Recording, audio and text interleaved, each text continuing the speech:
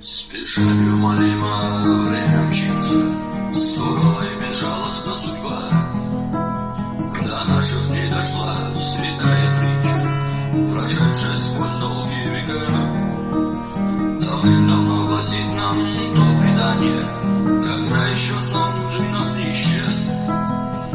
Царь Соломон огромным царством правил, пророком был он посланным с небес.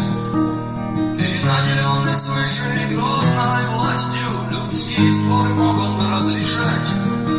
Правдивое и мудрое решение скрепляло Соломонова печать.